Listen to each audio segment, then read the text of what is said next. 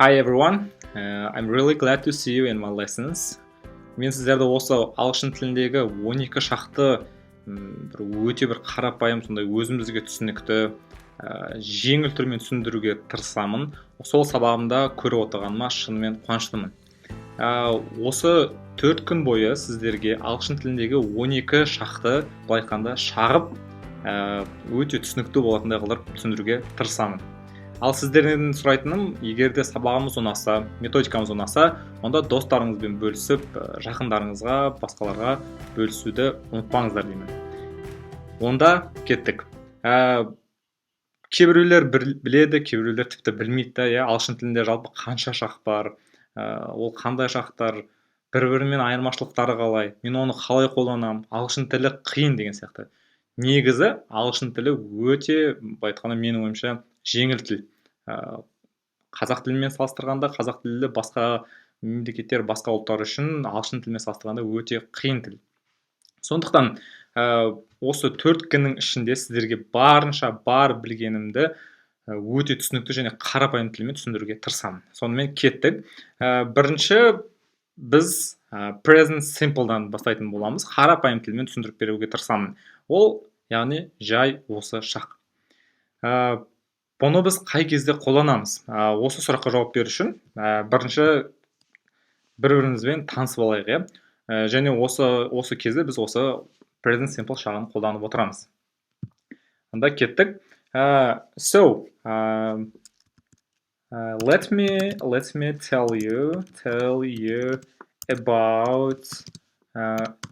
Let me tell you about myself. Яғни бұл менің өзім туралы айтуға рұқсат етіңіздер. Негізі жаңағыда рұқсат ет дегенді әртүрлі айтса болады, бірақ ең көп қолданатын осы, let me мысалы, let me do it. Маған жасауға рұқсат ет. Let me tell you about myself. I will use present simple. Present simple.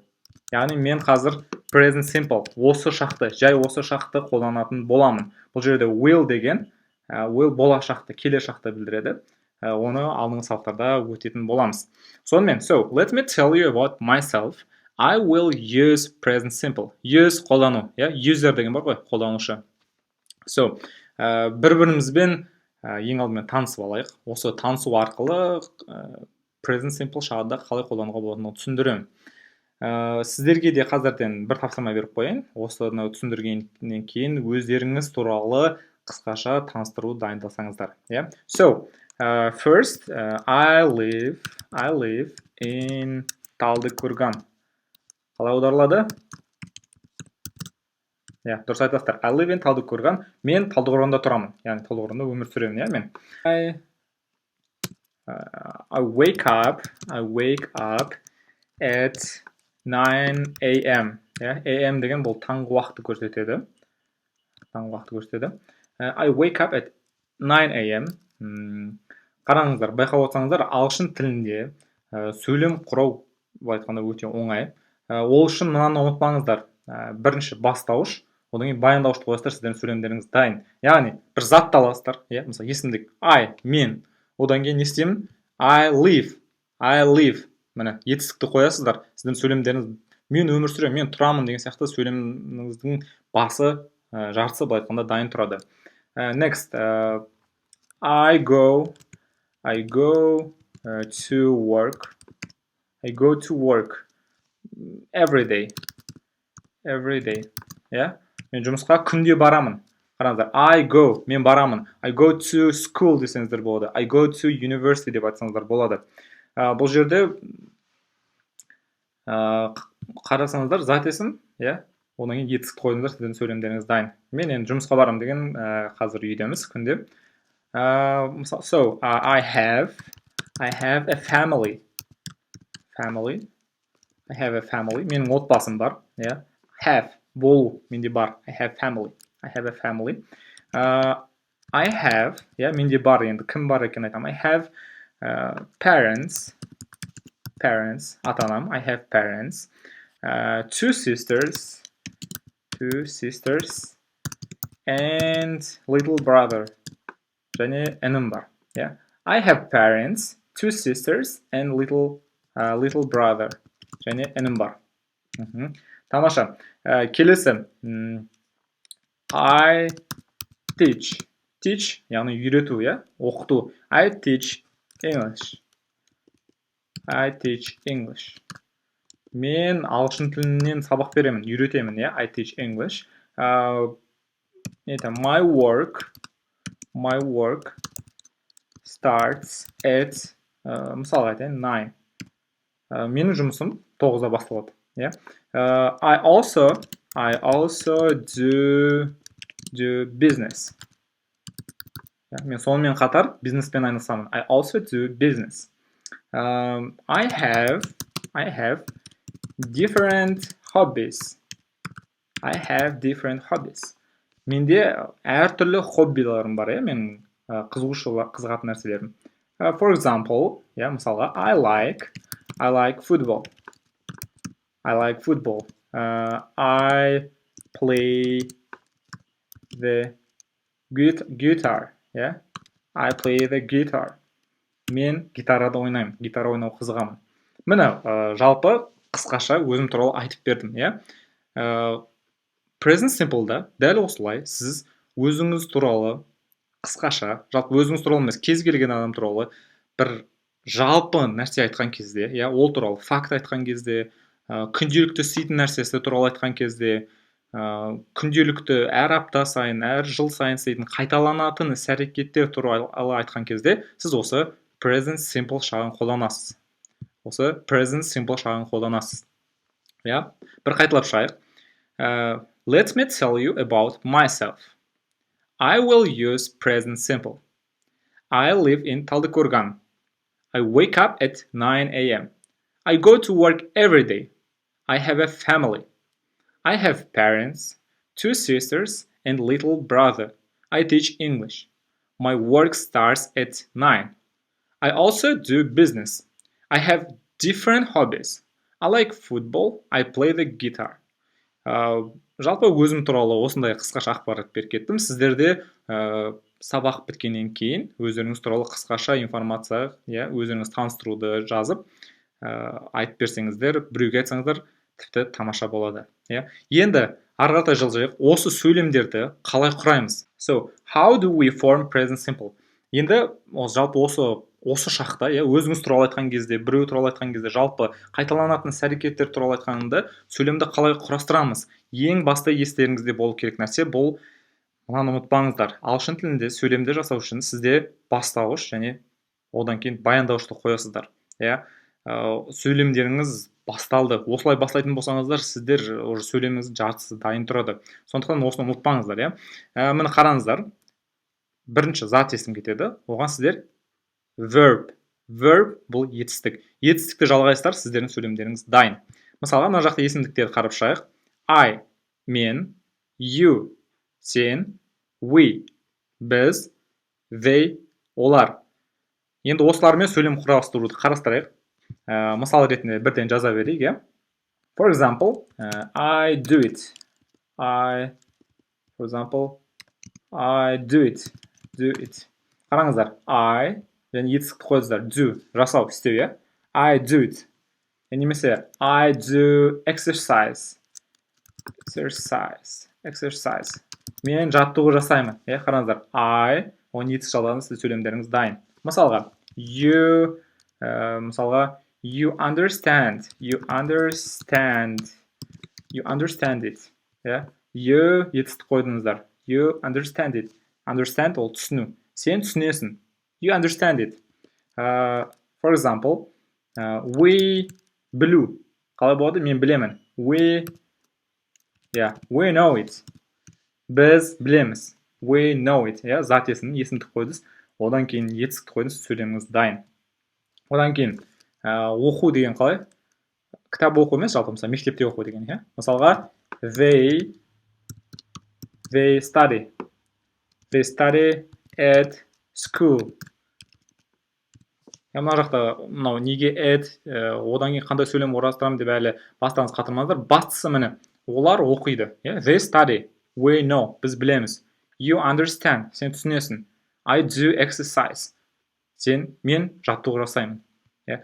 Бірақ та осы жерде сіздерге бір ескертетін нәрсе, көбісі қателесетін бір тұсы бар. Бұл мына есімдіктер келген кезде, зат есім жекешеде тұрған кезде етістікке s жалғауды ұмытпау керек.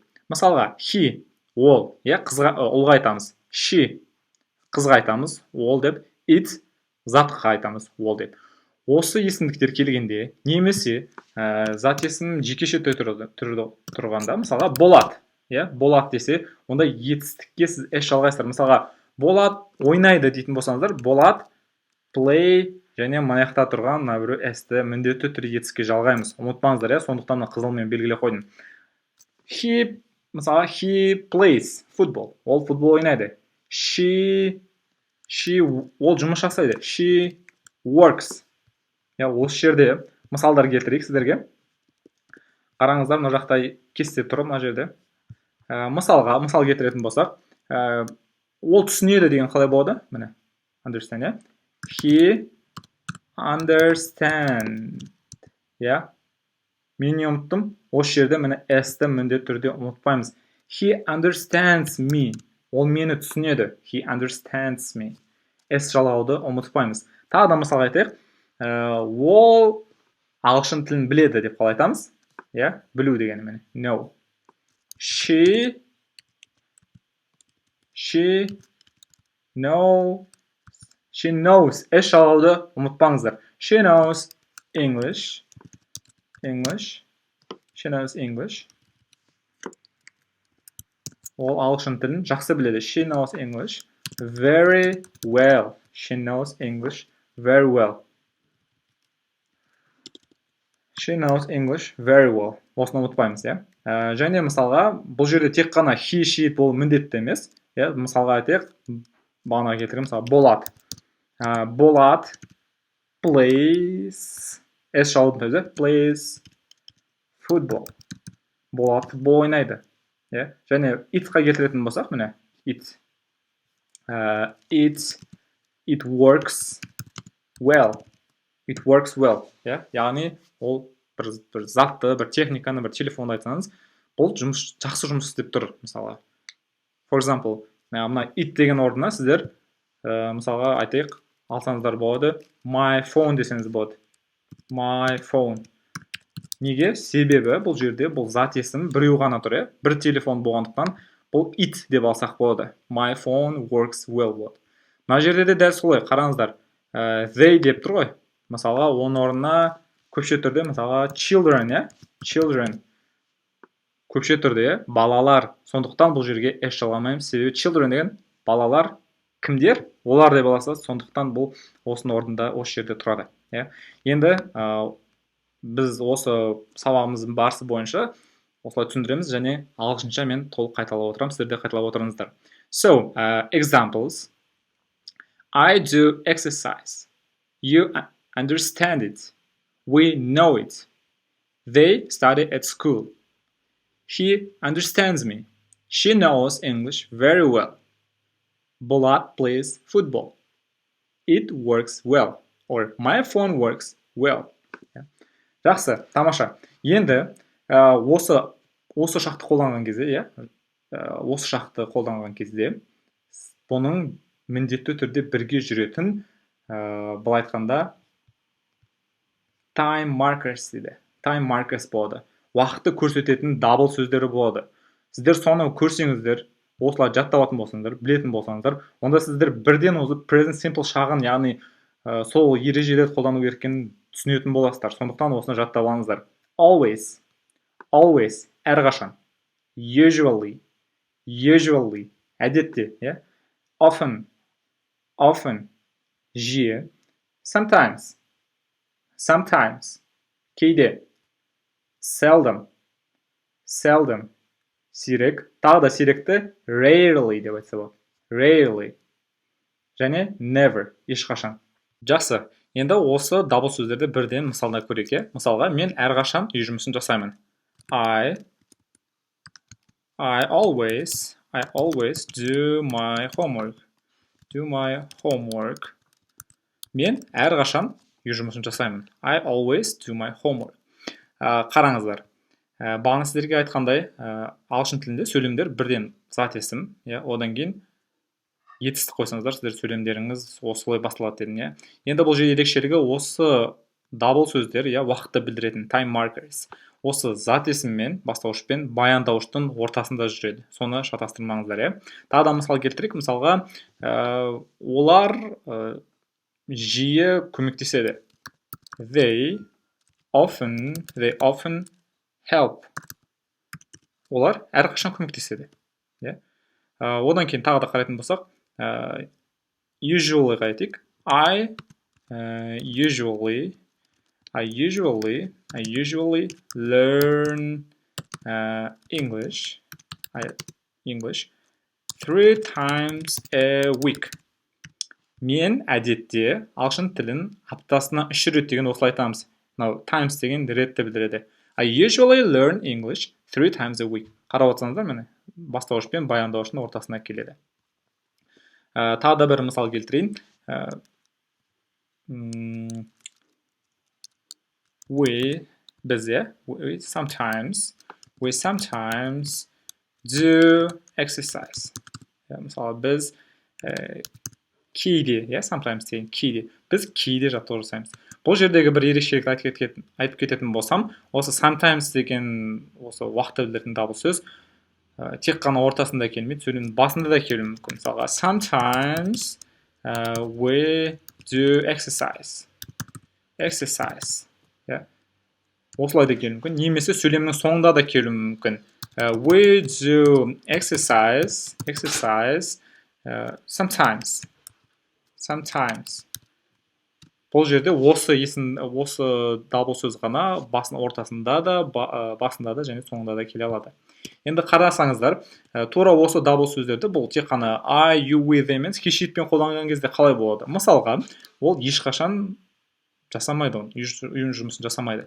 He never do homework.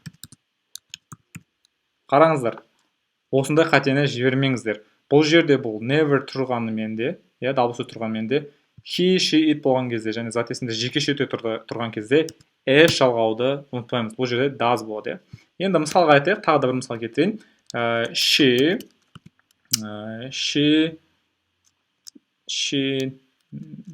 seldom, сирек. She seldom works. Ол өте сирек жұмыс жасайды. Немесе, тағы да айтпағым, Болат қалайық. Болат өте сирек, сирек айтайық. Rarely goes to the gym.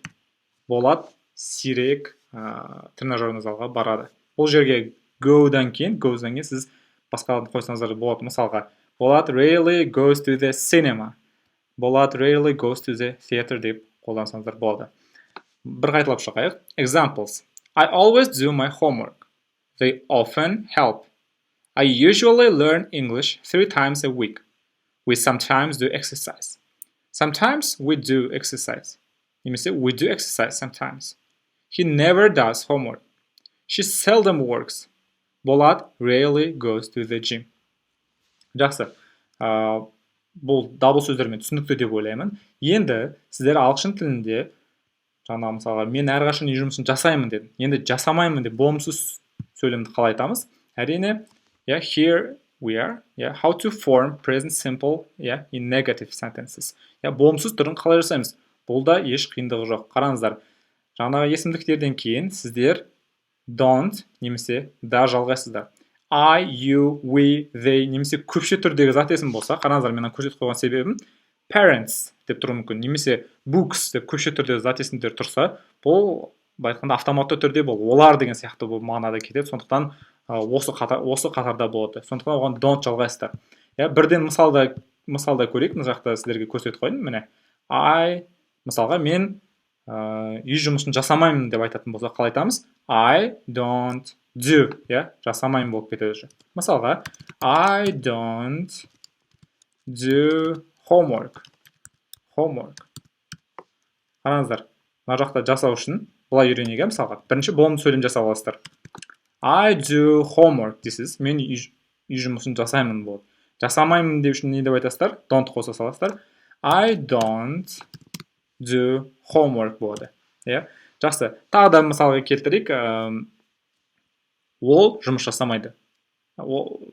Бірінші осылар келтіріп, сен жұмыс жасамайсың. You бірінші болымсыз түрін жасалады. You work. Сен жұмыс жасайсың. Болымсыз түрін жасау үшін етістіктің алдына don't-ты қоясыздар. Болды. You don't work. Сен жұмыс жасамайсың. Мысалға, біз мектепте оқымаймыз. Бірінші болымсыз түрін жасайын. We study. Біз оқимыз. At school. At school. Біз мектепте оқимыз. At school, at па басқа предлог тұра ма, оған әзірге басқа тұрмай қойыңыздар. Әзірге білу керек осы present simple шағы. Енді қараңыздар, біз мектепте оқымаймыз деп айтқымыз келсе қалай айтамыз? Дұрыс. We don't study at school. Біз мектепте оқымаймыз. Енді қараңыздар, тағы да бір мысал келтірейін. Сен ағылшын тілін білмейсің деп қалай айтамыз? Бірінші болымсыз сөйлем жасалайық. You know English. Сен ағылшын тілін білесің. Енді білмейсің деп айту үшін не істейміз? Әрине, бұл жерде don't дегенді қоямыз. Сіздің сөйлеміңіз дайын. Бұл жерде ерекше айтып кететін нәрсе, бағана айтқан сияқты, he, she, it-та сіздер етістікке s жалғайтын едіңіздер. Енді бұл жерде болымсыз түрін жасаған кезде сіздер мына жақта етістікке s жалғамайсыздар. Тек қана етістіктің өзін қоясыздар. Мысалы, go. Бұл жақтағы s қайда кетті? Мына жақта s тіпті doesn't о жаққа кетеді. Сондықтан he doesn't go. Ол бармайды болады. Бітті. Сөйлемдеріңіз дайын. Мына жақтағы кестеге қарап қойсаңыздар болады. Мысалға айтайық. Ол жұмыс жасамайды деп қалай айтамыз? Болымды түр қалай еді? She works. Ол жұмыс жасайды. Енді жұмыс жасамайды деп айту үшін сіздер she doesn't қоясыздар. Қараңыздар, кестеге қарайсыздар. Қиындатпаңыздар. Осылай қою керек па? Болды, қою керек. She doesn't work as кетіп қалады. Мұнда кетті, міне қараңыздар. She doesn't work. Ол жұмыс жасамайды. Мысалға, ол мені түсінбейді. Немесе ол ағылшын тілін түсінбейді. Мысалы, олға айтайық. He understands English. Ол ағылшынды түсінеді, мысалы. Ағылшынды түсінеді. Енді ағылшынды түсінбейді деп айтқымыз келсе қалай айтамыз? Мұны s-ті алып тастаймыз да. He doesn't understand English болды. Мысалға, айтайық, Болат Айгүлді білмейді деп қалай айтамыз? Болат. Не қоямыз? Дұрыс айтасыздар. Doesn't. Білу қалай? No. Doesn't know Айгүл.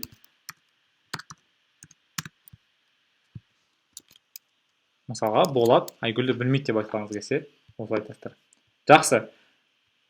Бір қайталап өтейік. Examples. I don't do homework. You don't work. We don't study at school. You don't know English. She doesn't work. He doesn't understand English.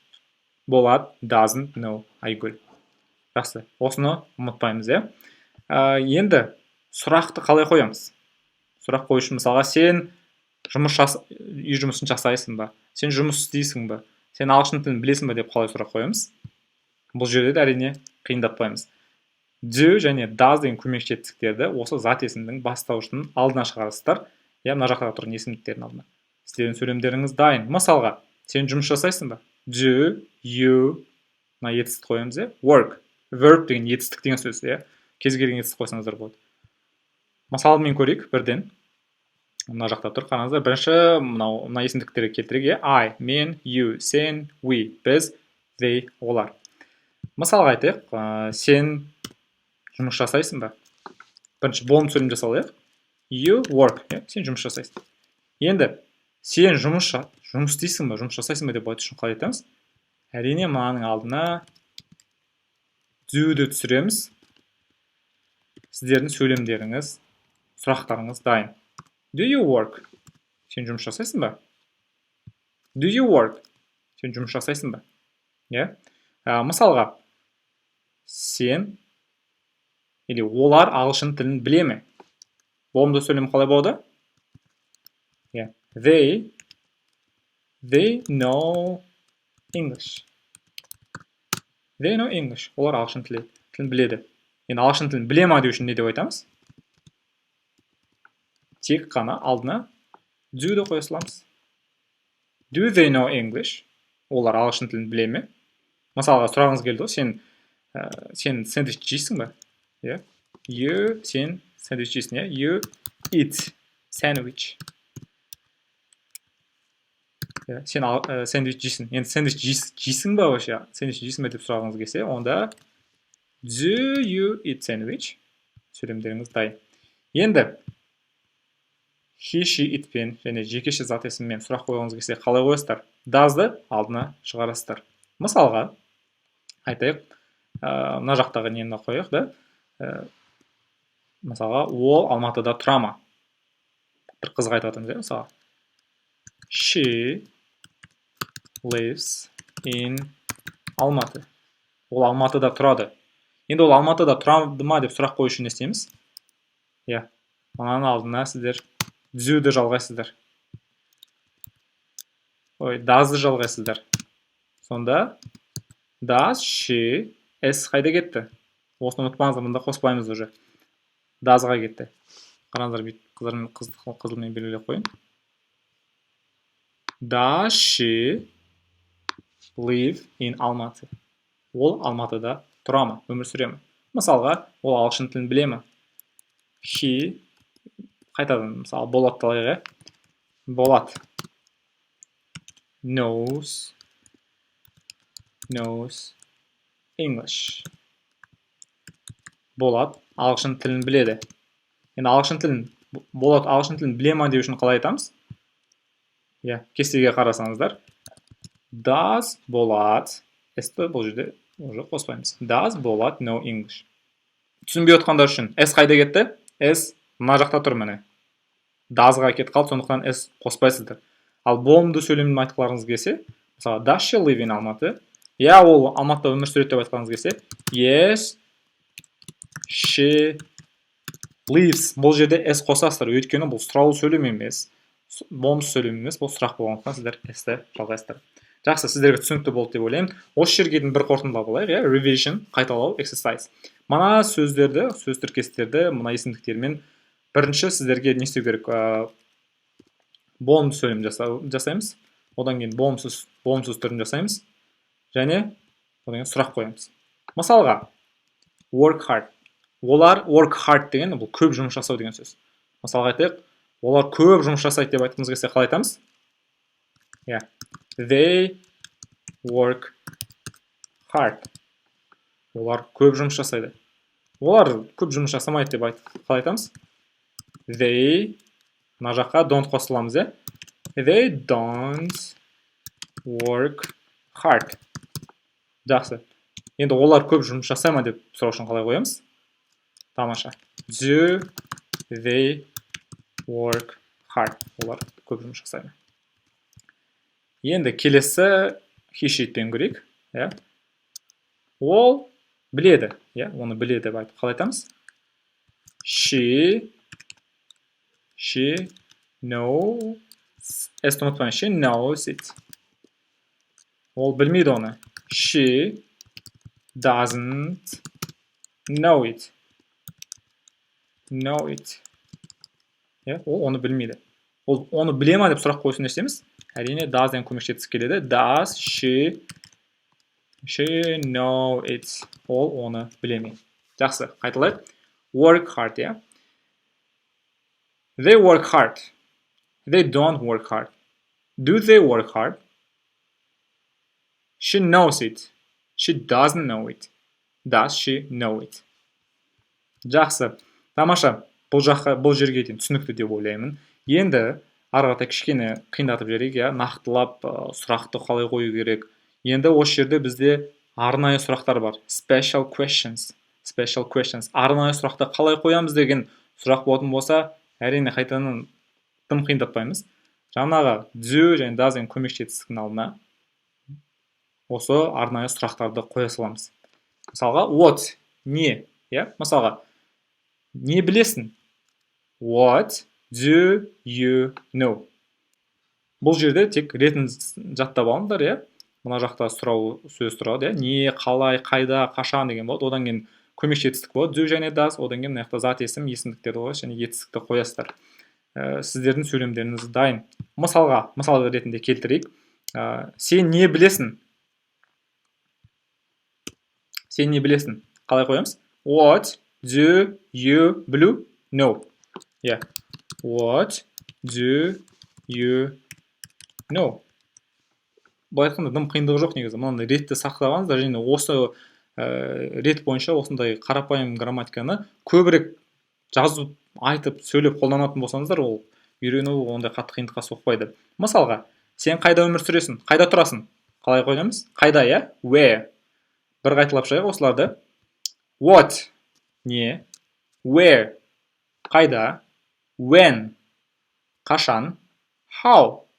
Қалай? Why? Неге? Әзірге осы арнайы сұрақтарды ала тұрайық. Енді осылармен арада сұрақ қояйық. Мысалға, сен қайда тұрасың? Қалай қоямыз? Қайда деген міне.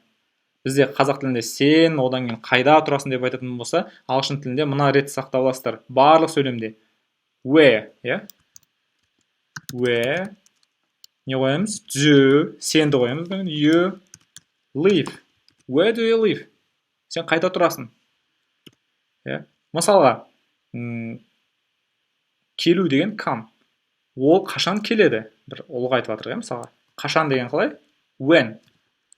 When does he come? Ол қашан келеді? Немесе, ол мектепке қалай барады? Бірінші мынау қоямыз ана сұрақты. How дегенде. How does she go to school? Ол қалай мектепке барады? Бұл жерге түсінікті деп ойлаймын. Енді осы жерде тағы да бір қосып кететін жайтым бар. Мынандай сұрақтар болады кейбірде. Мысалға, сен қандай кітап оқисың деп сұрағыңыз келсе, қандай дегенді осы бізді жаңа білесіздер ғой, what деген не, which деген негізі қалай, whose кімнің, how much және how many деген қаншалықты деген. Осылармен сұрақ қойғыларыңыз келсе, сіздер мысалға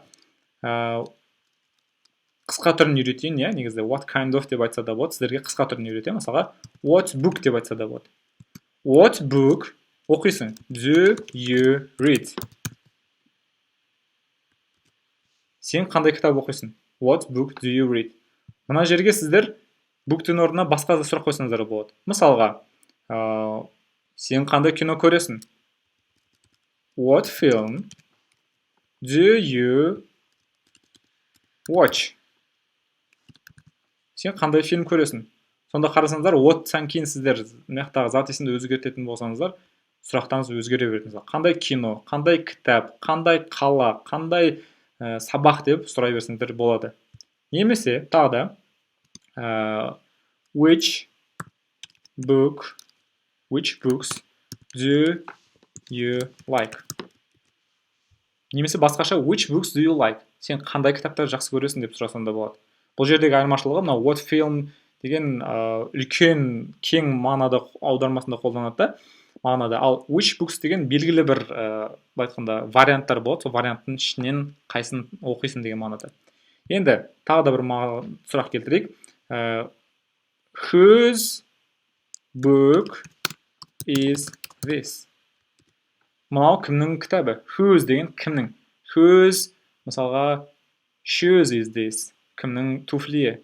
Whose pen is this? Мынау кімнің кітабы деген сияқты сұрақтар қойсаңыздар болады. Мына жерде байқасаңыздар, to be етістігіне көшіп кеттік, осы шақтағы to be етістігі қалай жасалынатынын қазір алдыда айтатын боламыз. Енді келесі мысалға how much money. Much деген саналмайтын зат есімдерге қолданады. How much money do you have? Осы жерде қараңыздар, how much-тан кейін сіздер саналмайтын зат есімдерді қоятын болсаңыз, сонда қанша ақшаң бар болады? How much time do you have? Time, уақыт саналмайды, сондықтан how much time do you have сенде қанша уақытың бар деп сұрасаңыз болады. Ал саналатын зат есімдер болса, how many friends do you have? Саналатын зат есімдерге сіз many қоясыз және friends. How many friends do you have? Немесе how many books do you have? Сенің қанша кітабың бар? How many мысалға не, how many glasses do you have? Қанша көзілдірігің бар деген сияқты осы сұрауға арнайы сұрақ жасау үшін арналған сұрақтарды үйреніп алсаңыздар болады. Бір қайталап шығайық мына жерден. What do you know? Where do you live? When does he come? How does she go to school? What film do you watch? Which books do you like? Whose book is this? How much money do you have? How many friends do you have? Жақсы. Енді қараңыздар. Осы кезде, осы шақтағы to be етістігіне көшеге көбісі қай кезде мына жақта қай кезде do болады, қай кезде is болады, қай кезде does болады деген сияқты ажыратамай жатады. Бұл жерде де дым қиындығы жоқ. Егер де сізде іс-әрекет етістігі жоқ болатын болса, мысалға көру, жақсы көру, болу, бару, жату, билеу деген сияқты іс-әрекет етістігі жоқ болса, онда сіз to be етістігін қолданасыз. Мысалға, мынау кімнің кітабы? Етістік бар ма? Етістік жоқ. Сол кезде ағылшын тілінде бірақ естеріңізде болсын, ағылшын тілінде сөйлемдер етістіксіз жасалмайды. Сол кезде етістіктің орнына бізде to be етістігі келеді. Сондықтан қараңыздар. Мысалға, мұнда сөздер көп қой, мысалға, мен үйдемін. Іс-әрекет етістігі бар ма? Мысалға, мен үйде жатамын, үйде жатырмын деген сияқты. Мен кітап оқып жатырмын деген сияқты. Бұл жерде сонда іс-әрекет етістігі болмаған кезде сіздер to be етістігін қолданасыздар. Мысалға, мен үйдемін. I am at home. Мен енді ұлдары handsome деген қолданады. Бір қыз айтып отырса, I am beautiful. Мен әдемімін. Етістік қайда? Мен және әдемімін. Бұл жерде қазақ тілінде жасырын түрде келсе, ағылшын тілінде міндетті түрде сол кезде to be етістігі келеді. Мынаны ұмытпаймыз, бастауыш және баяндауыш ағылшын тілінде міндетті түрде болады. Бұл жерде сіздерге білу керек нәрсе, осы to be етістігі. Қараңыздар, be деген, негізі to be деген бұл болу деген мағынаны білдіреді. Болу, немесе болып табылу. Болып табылу. Болып табылу. Болып табылу. Являюсь дейді ғой, мысалға. Мен үйдемін. Бұл айтқанда, мен үйде болып табыламын деген сияқты мағынада айтсаңыздар болады. Жасырын түрде келеді бірақ біздің қазақ тілінде. Бұл жерде білу керек нәрсе, to be етістігі қалай өзгеретін жаттау керек. Мысалға, I am, you, we, they are, he, she, it, is болады. Мысалға, ол мұғалім деп айтқыңыз келсе, he is a teacher. Мысалға, көбісі қателесілетін, мысалға, he teacher, немесе she beautiful дейді. Ұмытпаңыздар, баяндауыш міндетті түрде болу керек. Сіздер she beautiful демейсіздер, she is beautiful деп айтасыздар. Осыны қараңыздар, жаққа кестені қойып қойдым. Бірнеше мысал қойып көрейік. Мысалға, жаңаға айтқан сияқты, мен үйдемін деп, элементарный, мен үйдемін. I am at home. Мен үйдемін. Мысалға, ол әдемі. Қалай айтамыз, ол әдемі деп, қызға she, наны ұмытпаймыз, she is beautiful. She is beautiful. Мысалға айтайық, олар мұғалімдер деп қалай айтамыз? They teacher деп айтыламыз, біз әдеттегідей. They teachers. Олар мұғалімдер деп айтқыңыз келсе, they are teachers болады. Соны ұмытпаңыздар. Мысалға тағы да, ол 16-да. He 16 демейсіздер. He to be етістігі міндетті түрде қойсақ. He is 16, қараңыздар. He is 16. Мысалы, бірге айтқыңыз келеді ғой. Сен өте ақылдысың. Ақылды деген clever. You clever. Байқайтсыздар, өзіңізді көріп отқан жастар, тек қана зат естінен кейін сын есімді қоймайсыздар, ортасында міндетті түрде етістік болады. You are clever. You are clever болады. Міндетті түрде осыны ұмытпаңыздар. Мысалға тағы да бір затты айттық, өте қызық. It interesting.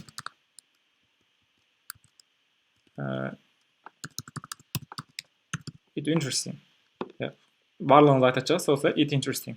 Бұлай емес. It is interesting. Бұл қызық. Это интересно деп айтады. It's interesting. Немесе біз бақыттымыз деп қалай айтамыз? Өзіңіз айтып көріңіз. Қараңыздар. We, онымен не жүреді? Are, және бақыттымыз деген қойымыз. We are happy. Болды. Онда қиындатудың керек жоқ. Мына жақта сіздерде іс-әрекет етістік жоқ қой, мысалға dance, go, бару, билеу, қайту деген сияқты. Оның орнына сіздер міне to be етістігін қойып отырасыздар. Are, is, am деген to be етістіктерін ұмытпаймыз. Енді it interesting, we happy, I beautiful деп айтпаңыздар. I am beautiful. Мысалы қыздар айтады. She is clever. They are happy деп айтуды ұмытпаймыз. Енді бір қайталап шығайық. I am at home. She is beautiful. They are teachers. He is 16. You are clever. It is interesting. We are happy. Жақсы. Енді осылардан қазір мен үйде емеспін. Ол әдемі емес деп жасау үшін қалай жасаймыз? Әрине, әдеттегідей өте оңай. Not қоса саласыздар. Мен үйде емеспін. I am not at home. Сен әдемі емессің. You are not beautiful. Ол мұғалім емес. He is not a teacher. Мына жаққа бір-екі сөйлем жазайық. Мысалға, мен жұмыстамын. I at work. Дұрыс айтасыздар. I am at work. Мен жұмыстамын деп айтқаныңыз келсе, осылай айтасыздар. I'm at work. Енді бұдан сіздер болымсыз түрін жасау үшін не істейсіздер? I am not at work. Мен жұмыста емеспін. Мысалға, кино, фильм қызық емес. The film, бірінші болым түрін жасаймыз, is interesting. The film is interesting. Кино қызық, Кино қызық емес деп айтқаныңыз келсе не дейсіздер? It is not interesting деп айтасыздар. Болды. Мысалға, көпше түрде жасайық, Олар ақылды емес. Қалай? They are not clever. Олар ақылды емес.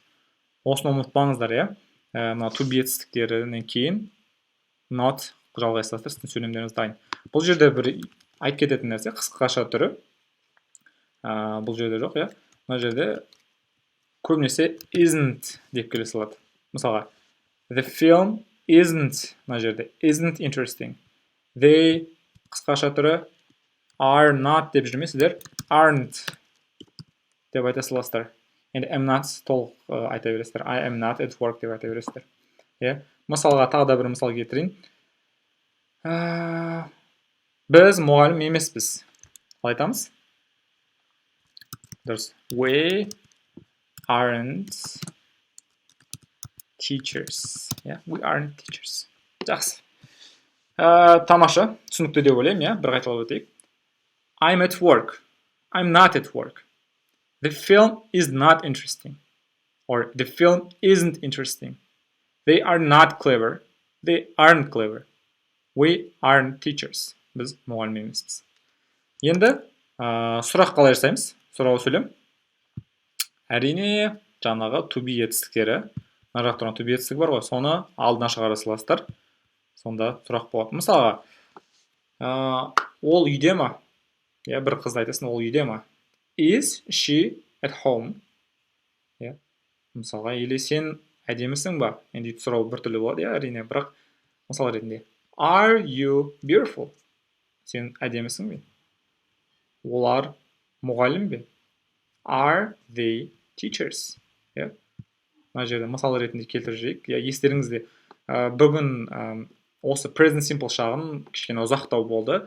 Қалғандары қысқалау болды. Себебі нақты түсініп алсаңыздар, иә, сұраулы сөйлем қалай жасалынады, болымсыз сөйлем қалай жасалынады, болымды сөйлем қалай жасалынатын структурасын түсініп алатын болсаңыздар, ары қаратай сіздерге басқа шақтарды өту өте оңай болады. Себебі барлығы бір-біріне ұқсайды, почти, иә. Енді айырмашылықтар бар әрине.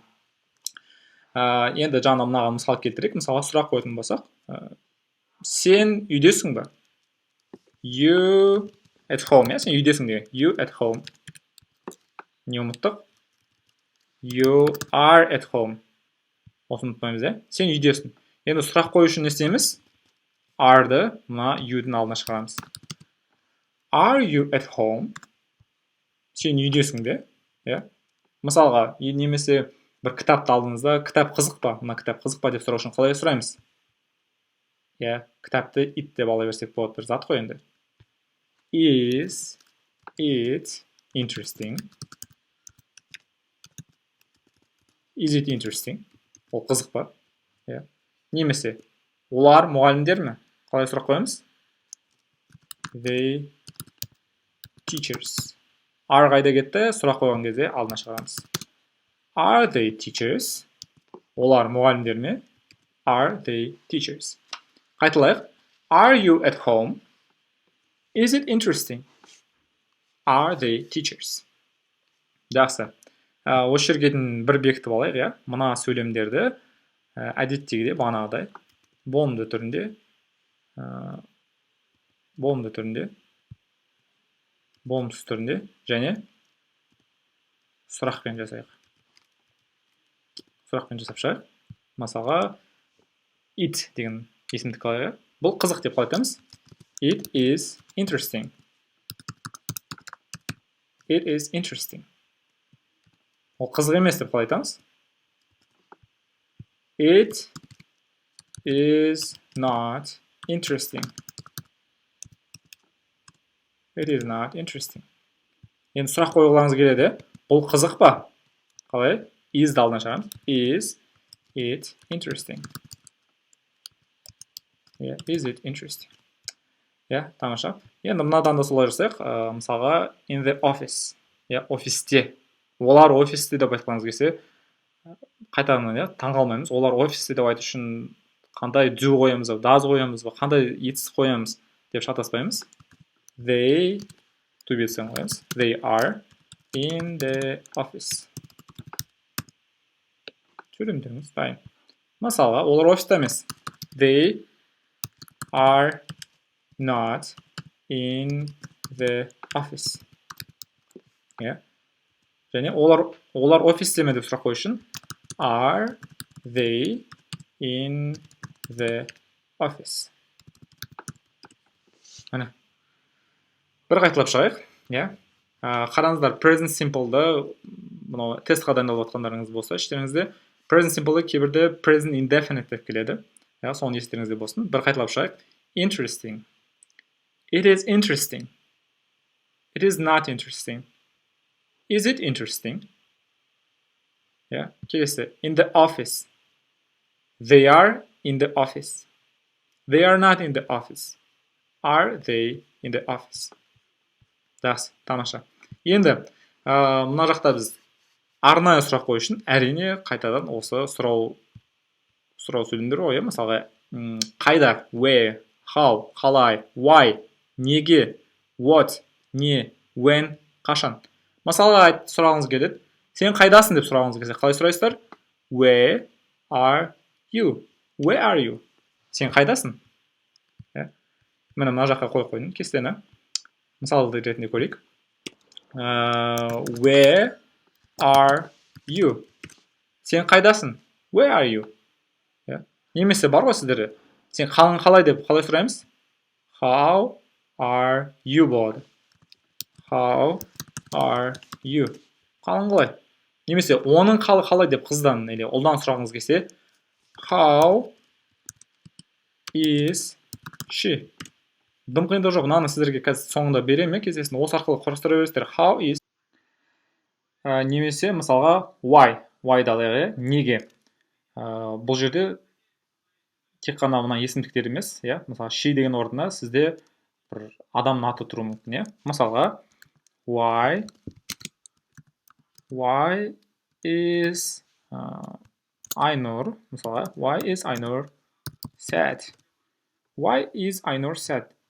Не үшін Айнұр sad? Мына Айнұрдың орнына сіздер she қойсаңыз болады. Why is she sad деген орнына сіз why is Айнұр sad деп айтсаңыз болады. Одан кейін енді қараңыздар, тағы да бір айтып кететін нәрсе. Ол мына жерде бағанағы сіздерде арнайы сұрақтар болды. Мысалға what books дедік, қандай кітаптар? Соған мысалы мынау айтсақ, осы to be тізікпен. What books are there? Бұл жерде бұны кейін тағы да айтамын, мынандай сөз бар. There are деген бұл ағылшын тілінде бар деген сөз. Мысалы, кітаптар бар деп айтқыңыз келсе, there are books in my room. Менің бөлмемде кітаптар бар. Бізде кітаптар бар деп соңында айтатын болсақ, ағылшын тілінде бар деген ең басында келеді. Бар кітаптар менің бөлмемде деген сияқты. There are дейсіз де, ары қаратай не бар екенін айтасыз. Оның қай жерде екенін айтасыз. Мысалға, there are tables in my room. Менің бөлмемде мысалға стөлдер бар. Одан кейін there are different laptops in my room. Менің бөлмемде неше түрлі ноутбуктар бар деп айтқыңыз келсе, сол кезде қолдансаңыз болады. Одан кейін тағы да келесі бағана біз сізге айтқан whose book is this? Мынау кімнің кітабы? Тура сол сияқты, мына жақта whose деген мына жаққа қойса, кімнің деген, whose book деген екі сөз бір сұрақты білдіреді, кімнің кітабы? Whose book is this? Одан кейін бағанағы how much is it? Мына фразаны жаттап алсаңыздар болады. How much is it деген бұл мынау қанша теңге тұрады? How much does it cost деп айтса да болады. Анау present simple мен. Немесе жай ғана осы to be тізікпен how much is it деп сұрасаңыз болады, қанша тұрады деп. Немесе тағы да бір мысал, how many mistakes are there? Жаңа мен сізге айттым, мына жақта не үшін are алдынан шықты, себебі сұрақта are алдынан шықты. There are деген бар деді. Сонда mistakes қате, қанша қатең бар? Сенде қанша қатең бар? Жауабын айтсаңыз болады. There are a lot of mistakes. Көп қатең бар деп айтсаңыздар болады. Жақсы. Бір қайталайық. Where are you? How are you? How is she? Why is Айнұр sad? What books are there? There are books in my room. Whose book is this? How much is it? How many mistakes are there? Сабағымызды қорытындылайық. Сіздерге бағана жалпы осы present simple'ды, осы шақты аяқтап жатырмыз. Жалпы present simple'ды жалпы нәрселер туралы айтқаныңыз қолданасыздар. Мысалға, мен Алматыда тұрамын, мен Талдықорғанда тұрамын, мен сағат 7-де тұрамын. Барлығына белгілі бір фактілерді айтқан кезде қолданасыздар. Бұл енді тест тапсырамын деушілер үшін керек болып қалуы мүмкін. Мысалға, water freezes at 0. Су 0 температурада қатып қалады. Бір факт, Немесе water boils at 100 Celsius degree. 100 градуста су қайнайды деген сияқты барлығына белгілі бір факттер болған кезде. Одан кейін әрдайым қайталанатып отыратын іс-әрекеттер. Бұны енді әбден айттым, мысалға, I go to work every day. Күнде мен жұмысқа барамын. Не істеймін тағы да? I sleep every day. I brush my teeth. I have a shower. Мен күнде душқа түсемін, мен тісімді жуамын деген сияқты қайталанатын іс-әрекеттер туралы айтқан кезде. Осы шақтағы тізбектелген іс-әрекеттер. Яғни бірінен кейін бір кеп болады. Мысалға, бір күніңізді сипаттайтын болсаңыз, немесе әр жыл сайын қайталанатын бір іс-әрекетті сипаттайтын болсаңыз, онда осы шақты қолданасыз. Мысалға, she gets up, she walks to school and has a breakfast. Бірінен кейін бірі болып жататын іс-әрекеттер сипаттаған кезде осы present simple'ды қолдансаңыздар болады. Және соңғысы ол кесте, бір нақты бір кестені сипаттаған кезде бір расписание. Мысалға, біреудің жұмыстары сағат 9-да басталады, 7-де бітеді. Ол нақты күнделікті бекітіліп болған кесте. Немесе бір мына жерде the train leaves at 3 o'clock. Пойыз сағат 3-те кетеді. Ол енді прям расписание бойынша, кесте бойынша кетеді. Осындай кездерде қолданса болады. Ал негізі жалпы сөйлеу үшін, разговорный, ауызекі тілде жалпы өзіңіз туралы айтқан кезде, қайталанатын іс-әрекеттер туралы айтқан кезде қолдануға болады осы шақты. Сіздер қалай қолданатынын білесіздер. Және опана, міне сіздерге осындай бір тамаша бір кесте дайындап қойдым.